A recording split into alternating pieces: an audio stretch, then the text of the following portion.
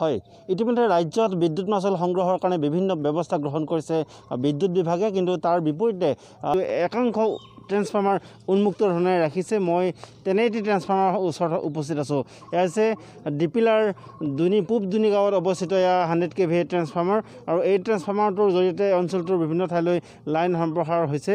কিন্তু পৰিতাপৰ কথা যে বছৰ বছৰ ধৰি এই ট্ৰেন্সফৰ্মাৰটোত বেৰ দিবৰ কাৰণে বহুবাৰ তেওঁলোকে অনুৰোধ কৰাৰ পিছতো এই ধৰণে উন্মুক্ত কৰি ৰাখিছে, যাৰ ফলত ইতিমধ্যে দিন চেৰেক পূৰ্বে উন্মুক্ত ট্ৰেন্সফৰ্মাৰৰ ওচৰতে বলদ গৰু হাল বাই থকা অৱস্থাত বলদ গৰুৰ মৃত্যু হৈছে হৰিপুৰ গাঁৱত। গতিকে এইসকল ৰাইজ পূব দুনি গাঁৱৰ এই ট্ৰেন্সফৰ্মাৰৰ অধীনস্থ ৰাইজসকলো আতংকিত হৈ পৰিছে। মোৰ সৈতে এই মুহূৰ্তত একাংশ স্থানীয় ৰাইজ আছে, কৃষিজীৱী লোক, সকলোৱে ইয়াত কৃষি কাৰ্যৰ জড়িত ট্ৰেন্সফৰ্মাৰটোৰ ওচৰতে।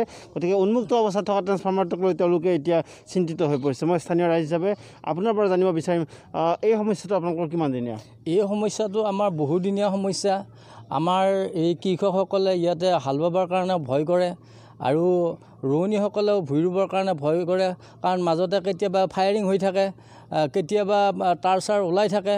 বিভাগীয় কৰ্তৃপক্ষই বিলটো যেনেধৰণে তাগিদা দি নিয়ে, ঠিক তেনেধৰণে তেওঁলোকৰ কৰ্মসূচীবিলাকো সুচাৰুৰূপে পালন কৰিব লাগে। আৰু যিহেতুকে তেওঁলোকে পাব্লিকক এই ক্ষেত্ৰত বিপদতে পেলাইছে কিছুমান ট্ৰেন্সমিটাৰ দি। এতিয়া আমি জানিব পৰা মতে আমাৰ হৰিপুৰ গাঁৱত গৰু মৰিছে, মানুহজন কোনোমতে সাৰিছে, আৰু ইয়াতেও পোষ্ট বাগৰি পৰিছে।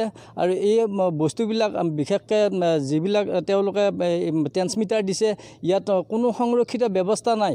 ইয়াত ছাগলী গৰু গ'লে শ্বৰ্ট হয়, ইয়াতে বহুত মৰিছে, আগতেও হৈছে, শ্বৰ্ট হৈছে। জনাইছেনে এই বিষয়ে?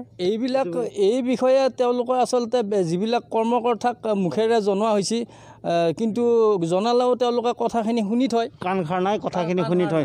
কৃষিজীৱী লোক আছে, মহিলাসকল পথাৰৰ পৰা আহিছে, অকণমান থিয় হৈ দিব বাইদেউ। আপোনালোকে ওচৰতে ভূঁই ৰুই আছিলে? হয়, তলতে মই ভূঁই ৰুই আছিলোঁ। এই ট্ৰেন্সফৰ্মাৰটো উন্মুক্ত অৱস্থাত আছে, গৰু ছাগলী নিবলৈ আহে আপোনালোক? সদায় আহোঁ ইয়াতে, আৰু ল'ৰা ছোৱালীবিলাকে গম নাপায় ইয়াতে যিমান হৈ আছে, অসাধাৰণকৈ তাৰমানে লাইনৰ থৈ দিছে, বিপদ হৈ যাব পাৰে। হয়, এটা বাঁহেৰে কৰি থৈ দিছে।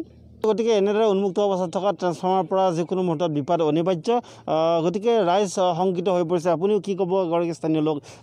যি বিদ্যুৎ বিভাগ, চিপাঝাৰ বিদ্যুৎ সংমণ্ডলৰ অধীনস্থ যিসমূহ ট্ৰেন্সফৰ্মাৰ উন্মুক্ত অৱস্থাত আছে, বা লাইনৰ তাঁৰ হালি গৈছে, খুঁটা হালি গৈছে, এই ধৰণৰ কাম কাজবিলাক তেওঁলোকে যিধৰণে কৰিব লাগিছিল কৰিছে বুলি ভাবেনে? আচলতে বিদ্যুৎ বিভাগক লৈ আমি ডাঙৰ সমস্যাত পৰিছোঁ। আমি কৃষিজীৱী লোক, গতিকে আমি এনেকুৱা জৰাজীৰ্ণ অৱস্থাত আমাৰ লাইন বা কৰ্তৃপক্ষই যদি এনেকুৱা ব্যৱস্থা সোনকালে গ্ৰহণ নকৰে, তেনেহ'লে আমাৰ পশুধনটো বেলেগেই কথা, আমাৰ মানুহো মৰি যোৱাৰ আশংকা আছে।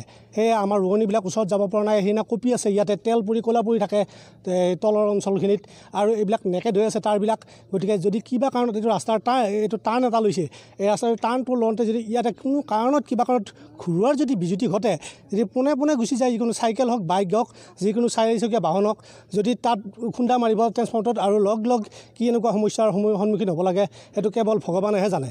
গতিকে এই বিদ্যুৎ বিভাগে ইয়াৰ ওপৰত তাৰমানে সঠিক ব্যৱস্থা ল'লে আমি সোনকালে ভাল পাম। হয়, নিশ্চয়কৈ অতি সোনকালে যদি উপযুক্ত ব্যৱস্থা গ্ৰহণ নকৰে, মই পুনৰবাৰ দেখুৱাইছোঁ, এই ট্ৰেন্সফৰ্মাৰটোৱে, এই উন্মুক্ত ট্ৰেন্সফৰ্মাৰটোৱে যিকোনো মুহূৰ্তত বিপদ ঘটাব পাৰে। গতিকে এই ধৰণে উন্মুক্ত অৱস্থাত থকা ট্ৰেন্সফৰ্মাৰসমূহ বা বিজুলীৰ তাঁৰসমূহ যদি সঠিকভাৱে সংস্থাপন নকৰে, ৰাইজ কিন্তু সমস্যাত পৰিব পাৰে।